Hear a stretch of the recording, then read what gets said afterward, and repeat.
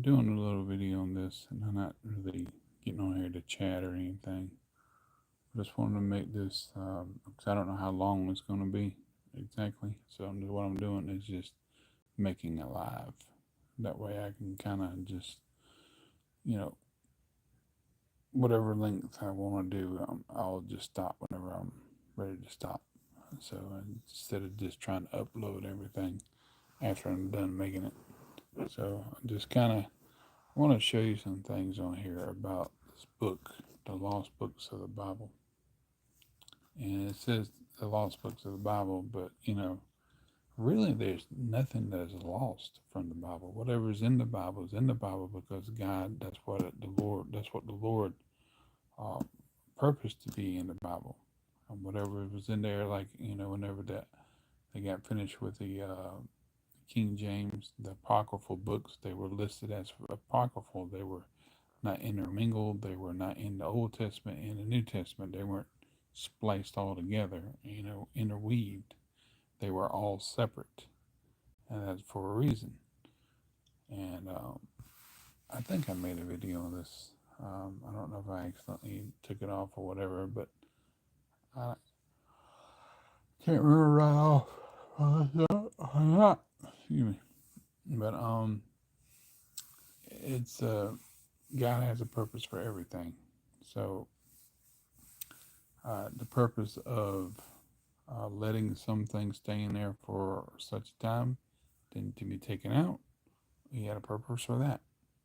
So clearly, his purpose for allowing the books of the Apocrypha to be named was for a purpose for such a time, and then being that the authorized version was the translation that came after, like the Geneva Bible, the Reims and the Douay, which is Catholic version, the Matthews, Coverdale, Rogers, and all that. It was designed for a special purpose of culminating all things together, even from like there were some issues with the Geneva Bible that they put notes in whenever like Elhanan killing Goliath or something like that, when it actually was Goliath's brother. And so the things that should have been in the text, in the script, they said they got from the old Hebrew. It should be well common sense that Elhanan did not kill Goliath. Elhanan killed his brother, stuff like that, little things like that. But when it comes to the lost books of the Bible, and there's like things that the disciples who became apostles, and they themselves have followers and people who went along with them and did things, and like later, I think Paul had Ignatius and things like that, which is what's in this book, and not Paul, was it Paul or Peter? Yeah, I think it's one of them. But there were other things in there that it just didn't. As far as the men that are in the Bible, as far as like the apostles and things of that nature, they had people who went along behind them. Like in the Gospels, you have Matthew, Mark, Luke, and John. So which of those two were not followers of the Lord?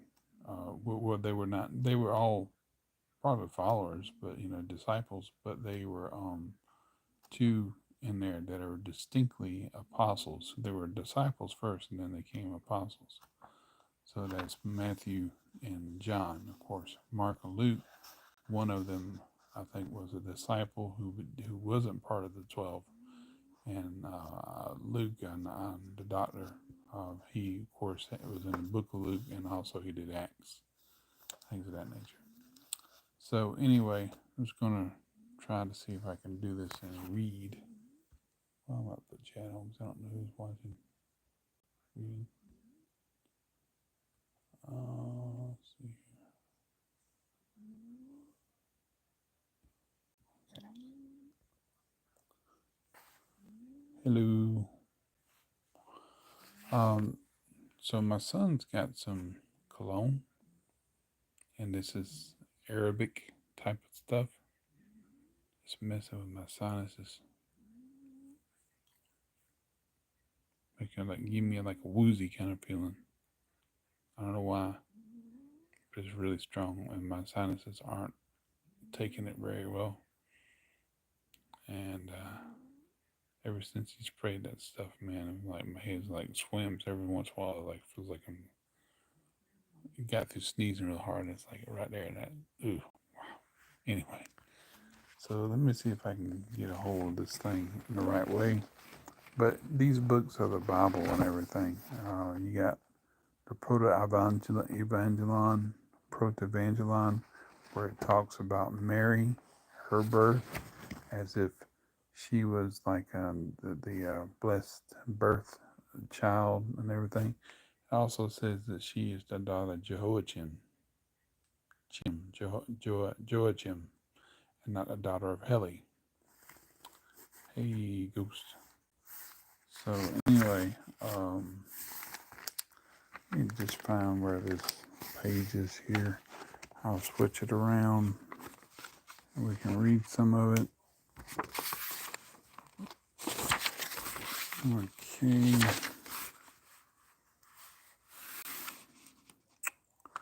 Not sure I want to read the forward.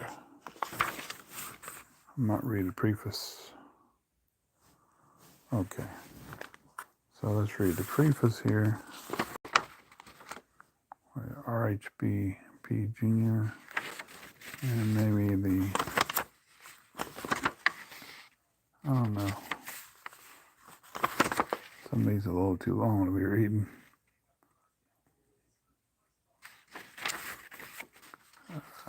Let's go for the preface, I reckon.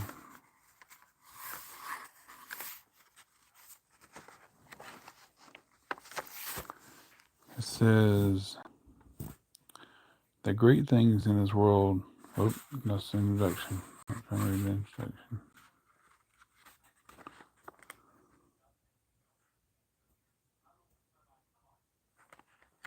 It says the preface. He says, you will find between these covers all the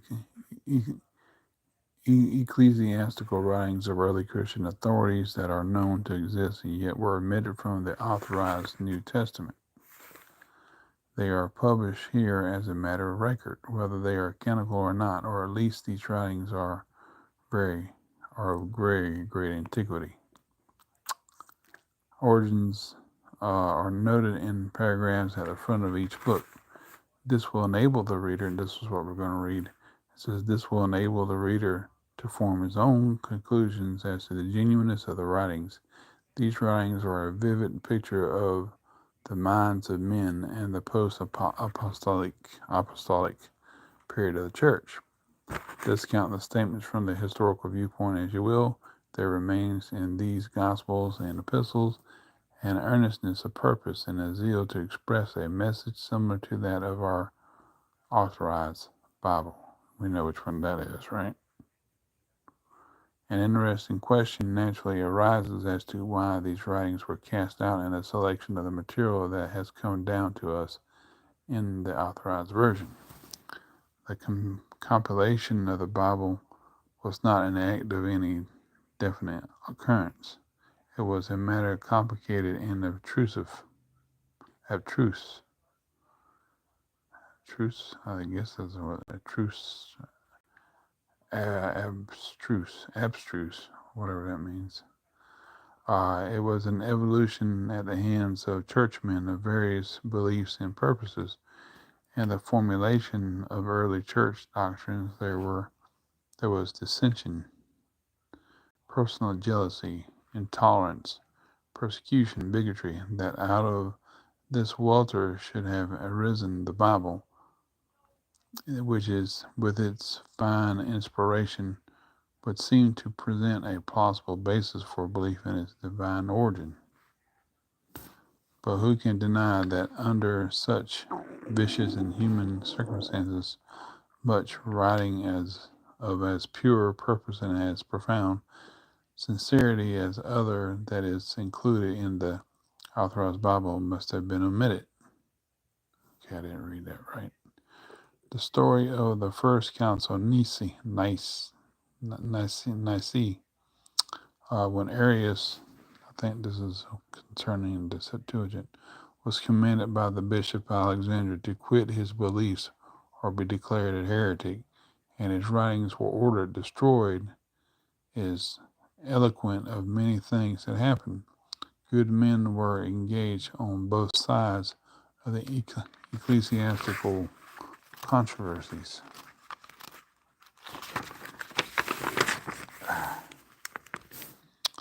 And it says about 2/3 of this volume is occupied with epistles. Beginning on page 91, you will discover otherwise generally unknown letters of Paul and illuminating letters of Clement and others, concluding with correspondence and reports of Herod, Pontius Pilate. I read this thing about Pontius Pilate, and his wife was wanting a picture of Jesus to be made, or something like that. And Pontius Pilate was like executed, and it's like, and I think Tiberius was like, "Oh, why didn't you keep him from being killed? You could have brought him here. I could have been healed." I think because Tiberius was sick and all that stuff. So it's like, why did you do that? Why? It's just far fetched stuff. From what I read, it's just some stuff is just really not. Doesn't seem like it's really all that. That they wrote this about Pontius Pilate and everything, and Caesar, and some of that seems like from the old books where they might have wrote stuff using somebody else's name or another name. Some of those writings were probably spurious and what do you call that? Corrupt, and just a lot of things that they wrote and everything, which were not exact representations of the truth, kind of far-fetched and spinned, just so they can make themselves look good. But anyway, let's go on reading. Concerning these epistles, Archbishop of Canterbury Wake, who translated them from the original, says that here is a full and perfect collection of all the genuine writings that remain to us of the apostolic fathers and carry on the antiquity of the church from the time of the Holy Scriptures of the New Testament to about 150 years after Christ. That except the Holy Scriptures, there is nothing remaining of the truly genuine Christian antiquity more clearly. That they contain all that can, with any certainty, be depended upon of the most primitive fathers, who had not only the advantage of living in the apostolical times, of hearing the holy apostles and conversing with them, but were most of them persons of a very eminent character in the church. 2. That we cannot with any reason doubt of what they deliver to us as the gospel of Christ, but ought to receive it, if not with equal veneration, yet but a little less respect that we do the sacred writings of those who were their masters and instructors. And if, says the Archbishop, it shall be asked how I came to choose the drudgery of a translator rather than the more ingenious part of the publishing somewhat of my own composing, it was in short this, because I hope that such writings as these would find a more general and unprejudiced acceptance with all sorts of men than anything that could be written by anyone now living. It says, this collection of the lost books of the Bible is published without prejudice or motive, save the reader may find whatsoever pleases and instructs him, and may be free to enjoy his own speculation and hold his own opinion of these ancient and beautiful writings. New York, January 1st, 1926. That's 99 years ago. Let's see here. R.H.P. Jr. Okay, so let's get on with some of this. There's the thing with Proto-Evangelion, the one to birth of Mary. Okay.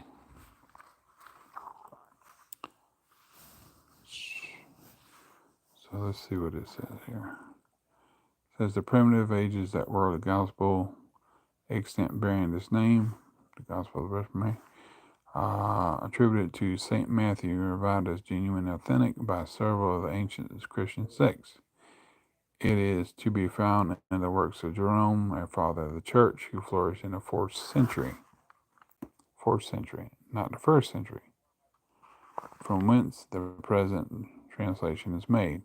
His contemporaries, Ephenius, Bishop of Salamis, and Austin, also mentioned a gospel under this title. The ancient copies differed from Jerome's, for one of them, the learned Venetius, a native of Britain, who became Bishop of Rheims, is the in province endeavored to prove that Christ was not the Son of God till after his baptism. That's not what the Bible shows. And that he was not of the house of David and tribe of Judah, because according to the Bible, to the gospel, he cited the virgin herself was not of this tribe, but of the tribe of Levi, her father being a priest of the name of course, Joachim. And we know his name was Heli, not Joachim.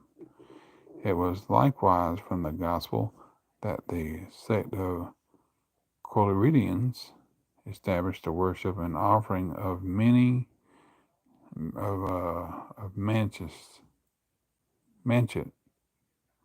bread and cracknels or fine wafers as sacrifices to Mary. And this is what they did in the Bible called the Queen of Heaven. They make cakes to the Queen of Heaven, whom they imaged to have been born of a virgin, as Christ is related in the canonical Gospels to have been born of her.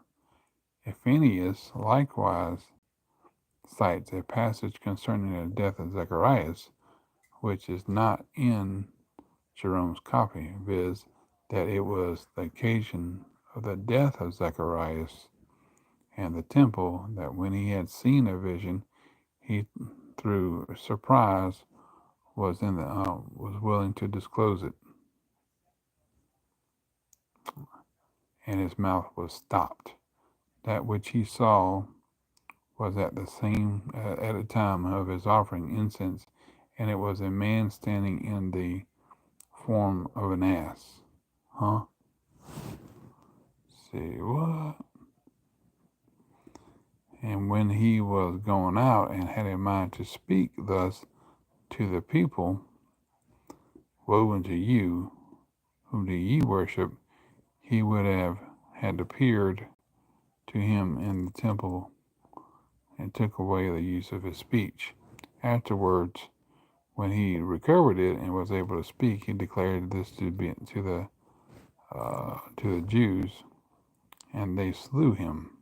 They add, viz., the Gnostics of this book, that on this very account the high priest was appointed by their lawgiver, by God to Moses, to carry little bells, that whensoever he went into the temple to sacrifice, he whom they worship, hearing the noise of the bells, might have time enough to hide himself and not be caught in that ugly shape and figure.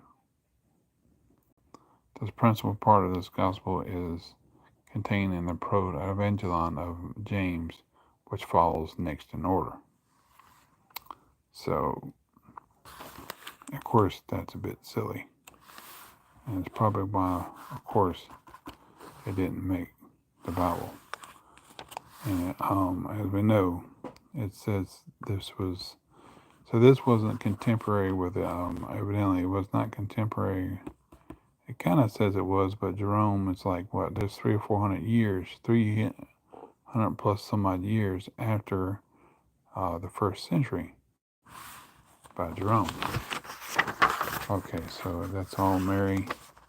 Let's go to the next book.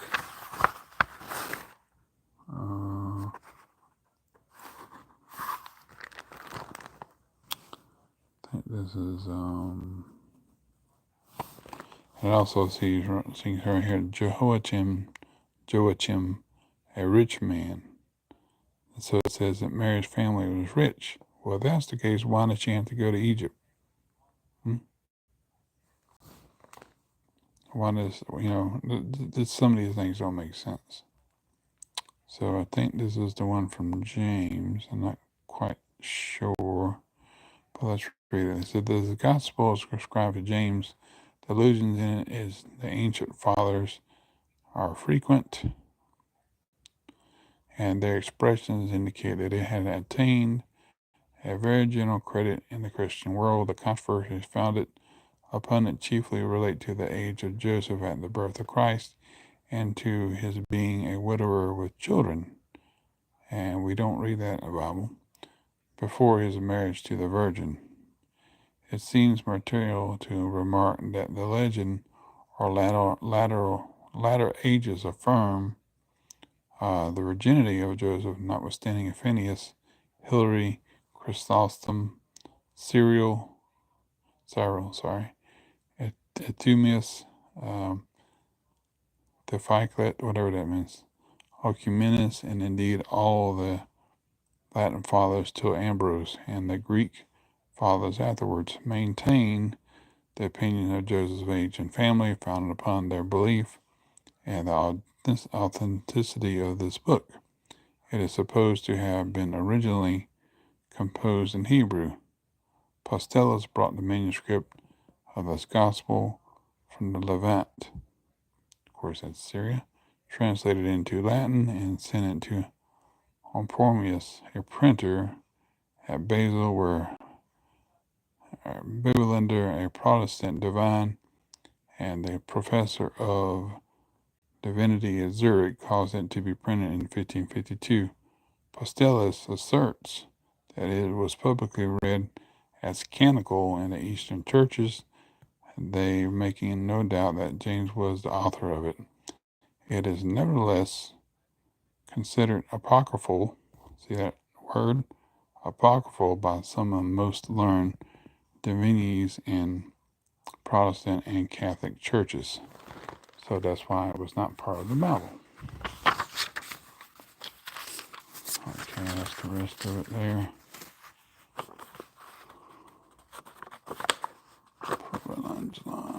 Let's go to the next book. There is a next book.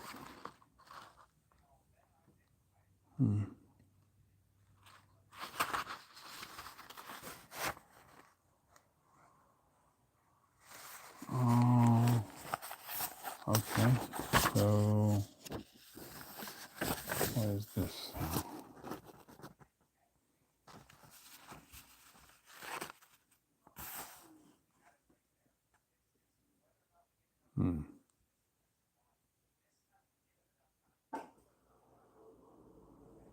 Okay.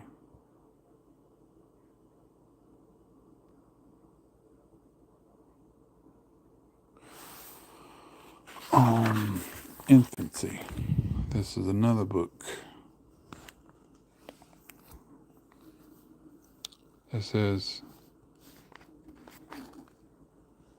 Mr. Henry Syke, professor of Oriental languages at Cambridge, first translated and published this gospel in 1697. See? This was like hundreds of years afterwards.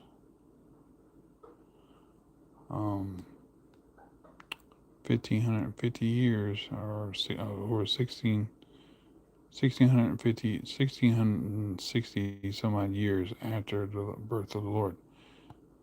It was received by the Gnostics,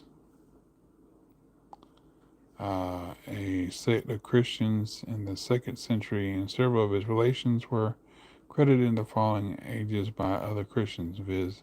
Eusebius, Athanaeus,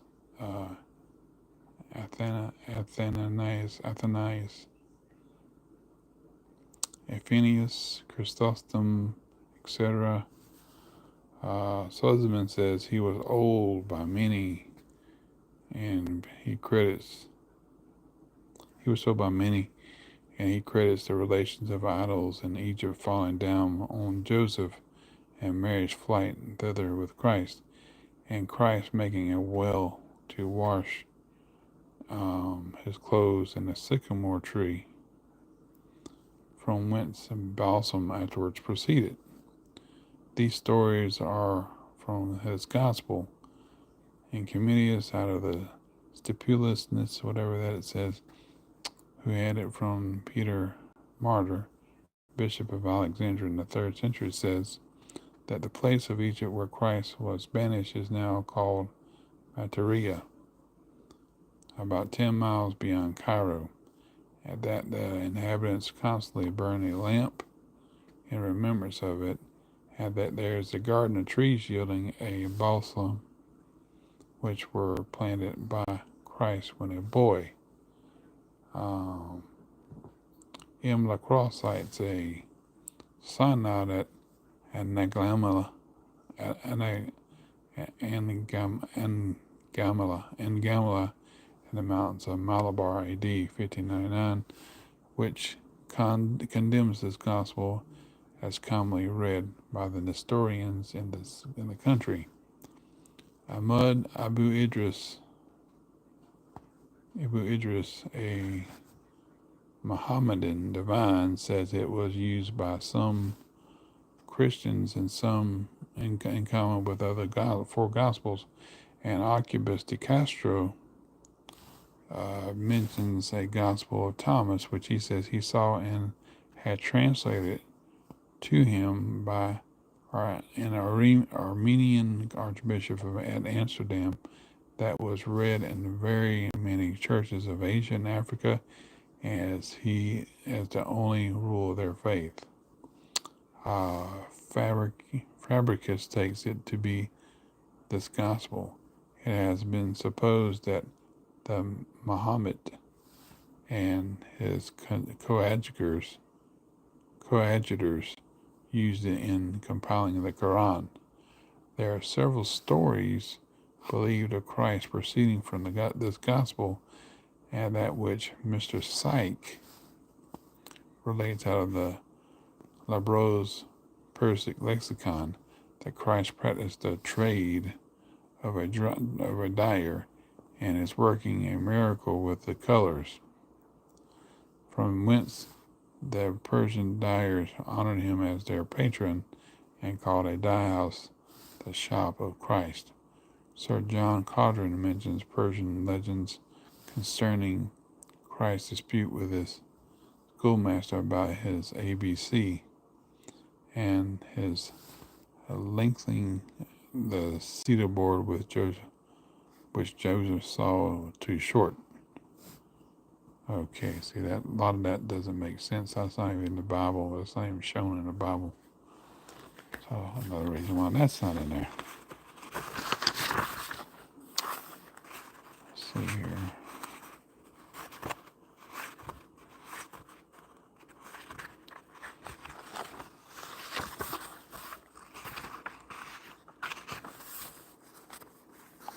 That receipt keeps falling out. Okay. That's the end of infancy.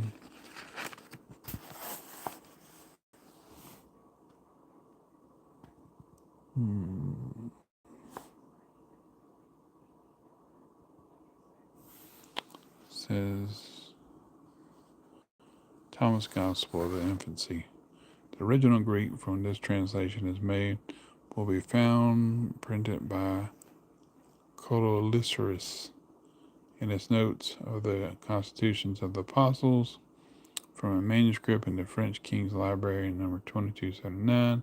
It is attributed to Thomas and conjectured to have been originally connected with the Gospel of Mary.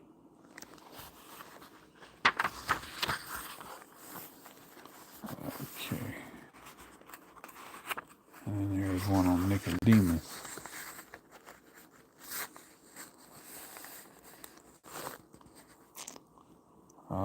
The Christ and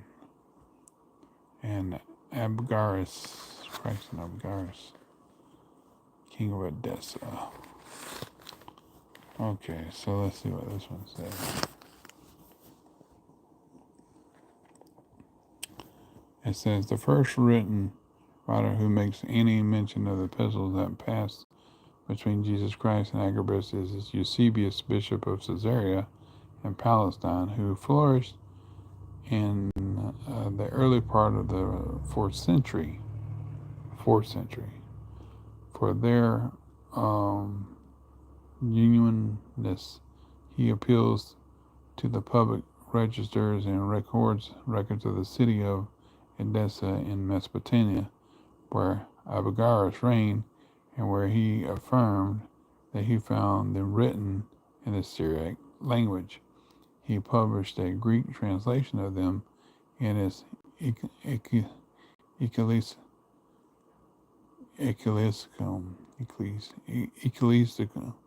ecclesiastical history. I can never say that word right. Ecclesiastical, that's the word. Ecclesiastical. The learned word that have been much more divided on the subject, but withstanding that their erudite grave with Archbishop Cave and Dr. Parker and other divines have strenuously contend for their admission into the canon of Scripture, they are deemed apocryphal. And we know what that means. The Reverend Jeremiah Jones observes that the common people in England have this epistle in their houses, in many places fixed in a frame with a picture of Christ before it, and that they generally, with much honesty and devotion, regard it as the Word of God and the genuine epistle of Christ. Okay, how about that? Just not part of the Bible. I mean, if you want to have the books outside the Bible, that's totally up to you. But they're not there for a reason, because that's the way God ordained it. God wanted us. There's some things that God uses, like He didn't use certain people, and other people did use. It's not the person He didn't use or couldn't do it. That's the way He designed it, ordained it. It's like with Jacob and Esau. You know, the Lord took Jacob and made a nation, and he loved Jacob and he hated Esau. That doesn't mean there was a the hate word is He chose not to use him. He refused. He didn't use him. Doesn't mean he despised him. As far as that hate goes, he's like putting a hat on something. Hate hat. You cover that up, but you open up to the other thing. And so that's what he did with Esau. He used Esau for his purposes. Jacob for his purposes. But he also blessed Esau too, because you remember whenever Jacob was coming back from Syria, that he tried to give Esau some things. He said, "I have enough, my brother," and so he was really blessed. The Lord blessed him in ways, and of course He blessed Jacob too, but He also blessed Esau. So there you go. Let's read this. Although this is gospel of Nicodemus, formerly Acts of Pontius Pilate. It says, although this gospel is by some among the learned supposed to have been really written by Nicodemus, who became a disciple of Jesus Christ and conversed with him, others conjecture that it was a forgery towards the close of the 3rd century by some zealous believer who, observing that there had been appeals made by the Christians of the former age to the acts of Pilate, but that such acts could not be produced. Imagine it would be of service to Christianity to fabricate and publish this gospel, which clearly they did, as it would both confirm the Christians under persecution and convince the heathens of the truth of the Christian religion. The Reverend Jeremiah Jones says that such pious frauds were very common among Christians, and they were in the first century. You see it all through the Bible. Even in the I said it right there, first 3 centuries, and that a forgery of this nature, with a view above mentioned, seems natural and probable. The same author, in noticing this, is Eusebius in his ecclesiastical history. I finally got it right. Charges the pagans with having forged and published a book called the Acts of Pilate, taking occasion to observe that the internal evidence of this gospel shows it was not the work of any heathen, but that if it in the latter end of the 3rd century we find it in use among Christians as later as it was then certainly in some churches, and about the same time find a forgery of the heathens under the same title. It seems exceedingly probable that some Christians at the time should publish such a piece as this in order partly to confront the spurious ones of the pagans and partly to support those appeals which have been made by former Christians to the acts of Pilate. And Mr. Jones says he thinks so more, more particularly as we have innumerable instances of forgeries by the faithful in the primitive ages, grounded on less plausible reasons. Whether it is to be canonical or not, it is of very great antiquity, and it is appealed to by several of the ancient Christians. The present translation is made from the gospel published by Quirinius and the Orthodoxographer,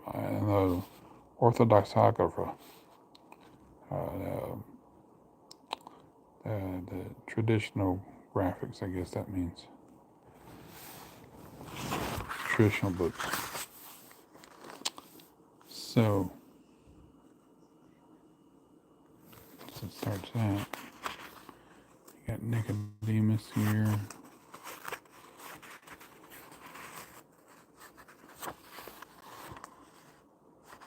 Oh, also too, here's the thing with Apostles' Creed, and it's made up by their names.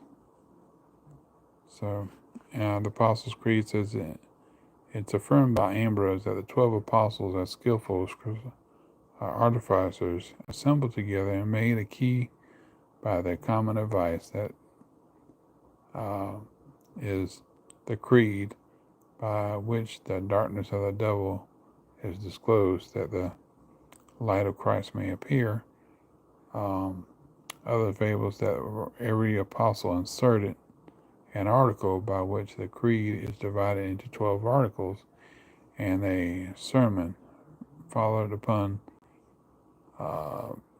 St. Austin and quoted by the Lord Chancellor King, fabricates that each particular article was thus inserted by each particular apostle. And so that's the creed you got there.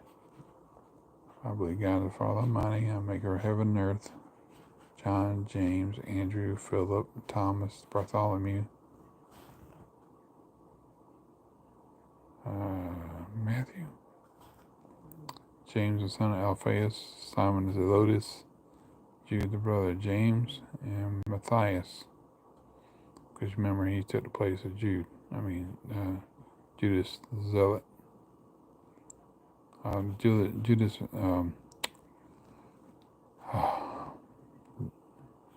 Judas, the one who betrayed the Lord.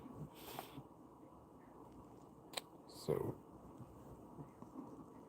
it says, with respect to the apostles being the authors of this creed, it is not my intention to enter on any particular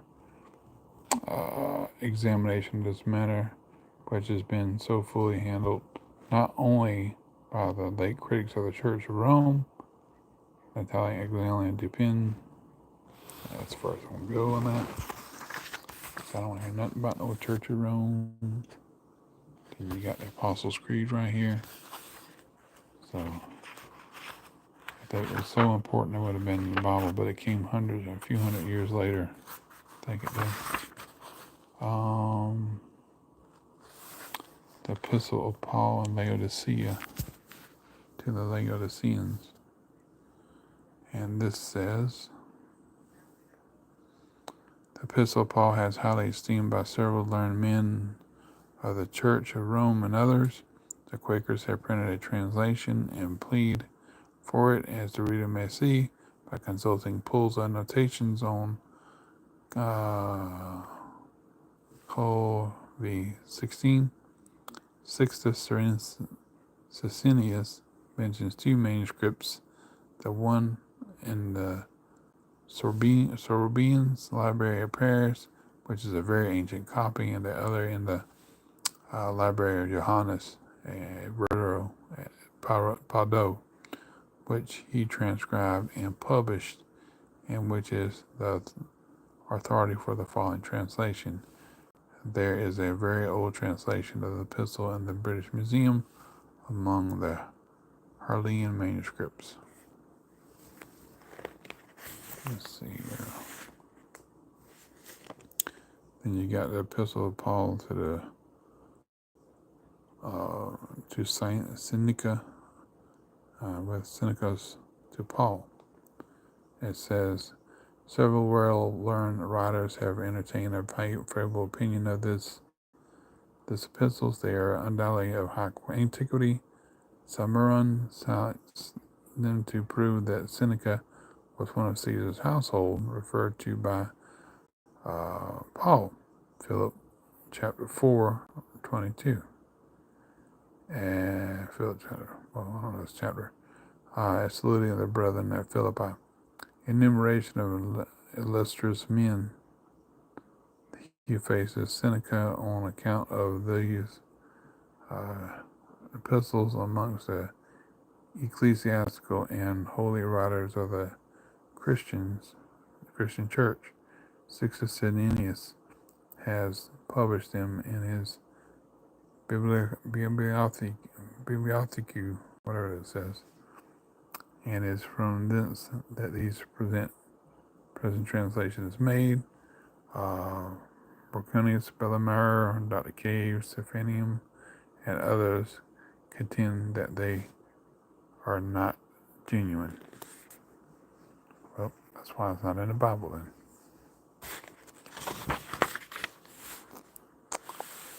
Let's see here. This is something else. Let me show you one other thing. So you kind of get the idea why some of these things were not put in the Bible. It's questionable, and they raise questions. They try to put whatever was trying to be placed in the Bible, it didn't make it in the Bible. Whatever's in the Bible is there because that's the way the Lord wanted it.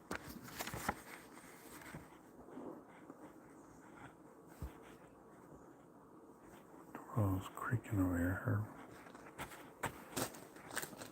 Oh, let's see.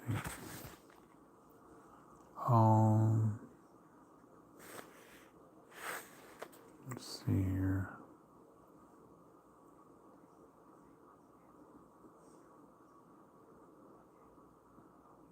Clement was a disciple of Peter and afterwards Bishop of Rome.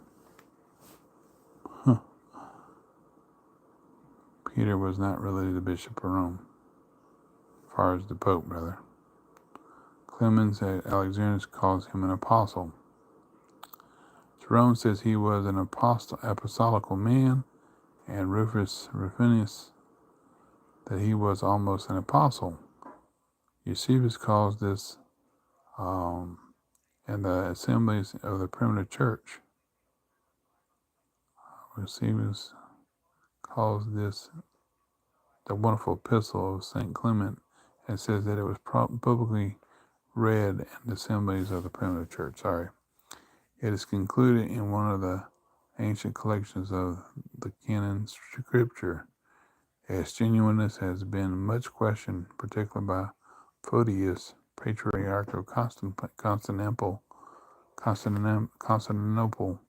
in the 9th century, who objects that Clement speaks of worlds beyond the ocean, that he had not written worthily of the divinity of Christ, and that to prove the possibility of a future resurrection, he introduces the latter objection. Archbishop Wake replies that the generality of the ancient fathers have made use of the same instance in proof of the same point, and asks if St. Clement really believed that there was such a bird.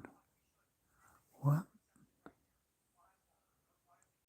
Such a bird, and that it derived out of the cinders of the body after burning. Probably talking about the phoenix. Where was the great harm either in giving credit to such a wonder or believing it to make such a use as he here does of it? The present is the Archbishop's translation from the ancient Greek copy of the epistle, which is at the end of the celebrated Alexandrian manuscript of the Septuagint and New Testament, presented by Cyril, Patriarch of Alexandria, the King Charles I, now in the British Museum. The Archbishop, in prefacing his translation, esteems it a great blessing that this epistle was at last so happily found out for the increase and confirmation both of our faith and our charity. Okay.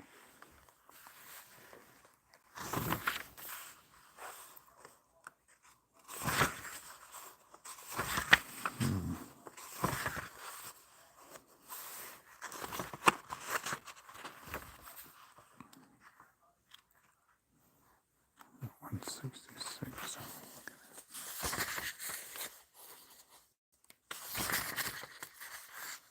Okay.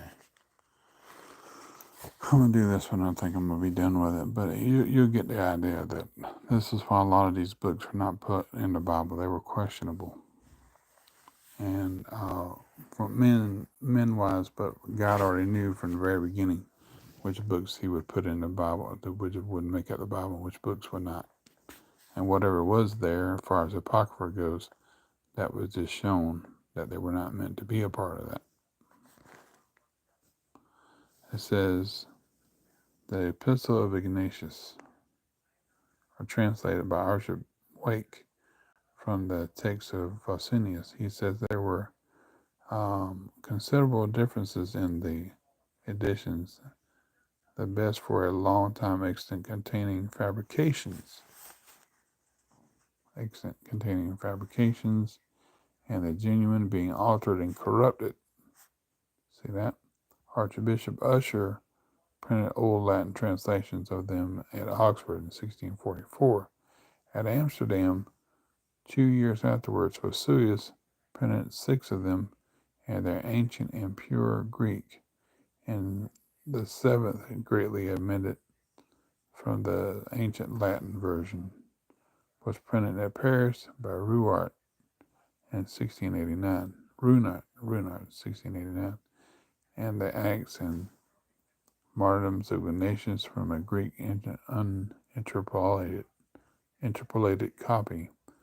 There are supposed to form the collection that Polycarp made of the epistles of Theodoret and other ancients, but many learned men have imagined all of them to be apocryphal. This supposition, the piety of Archbishop Wake and his persuasion of their utility to the faith of the Church, will not permit him to entertain. Hence, he has taken great pains to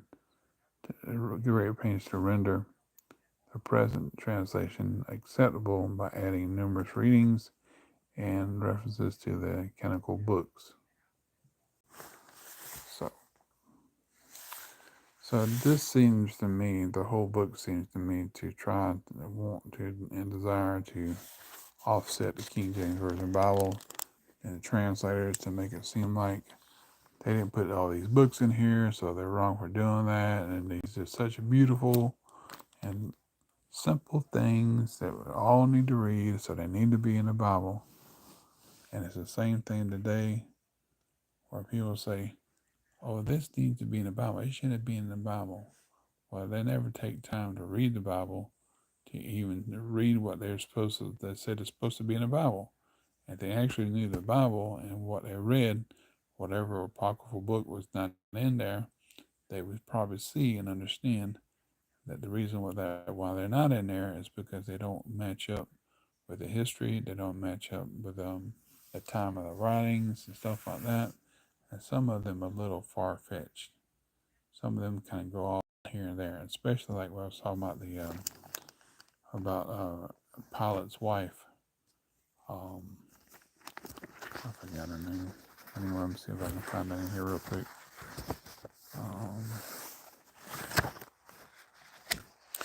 About her trying to have a picture of Jesus in a painting and stuff. I don't know which one it was.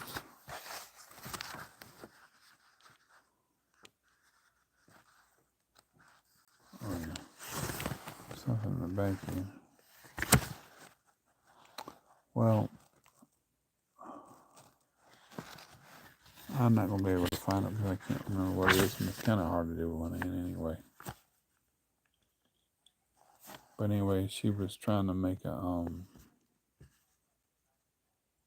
picture of the Lord, Pilate's wife.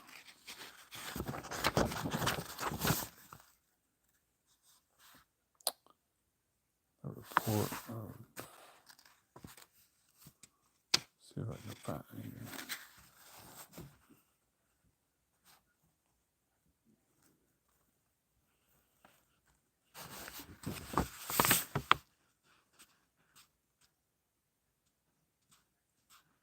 Oh, this is interesting.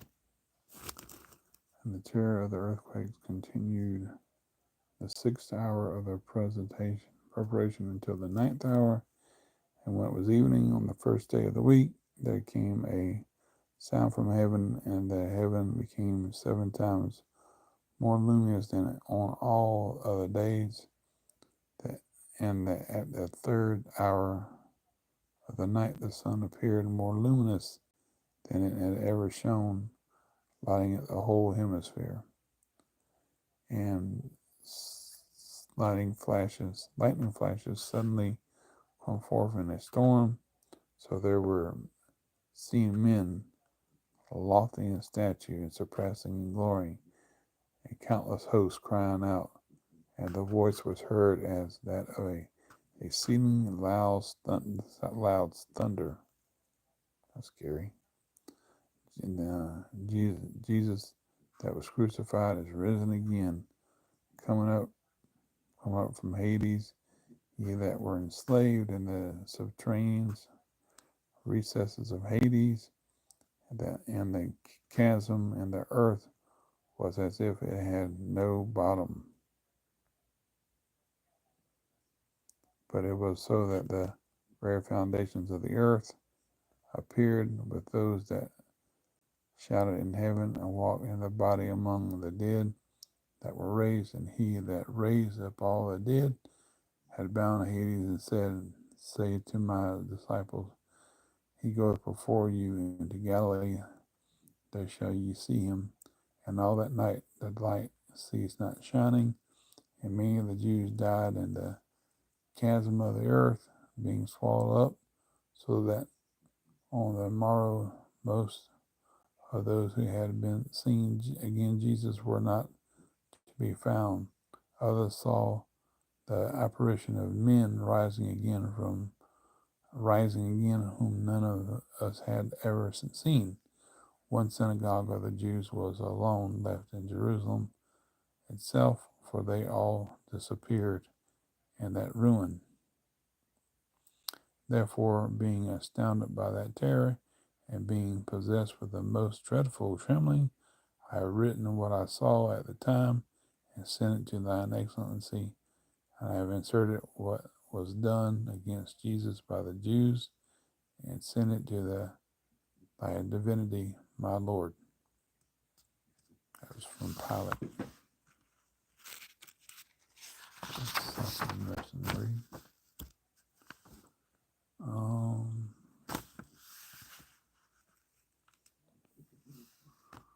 Let's see here. I had it down the other day. I don't know why I can't find it now. I should have wrote it. The page number.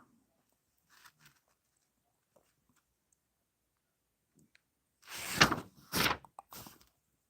find it.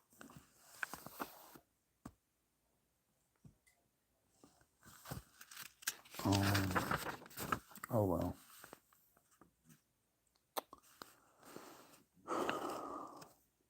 I don't know what else to say about it. I'm really sleepy. I'm gonna go to bed. I think I'm gonna do that. Have a good one.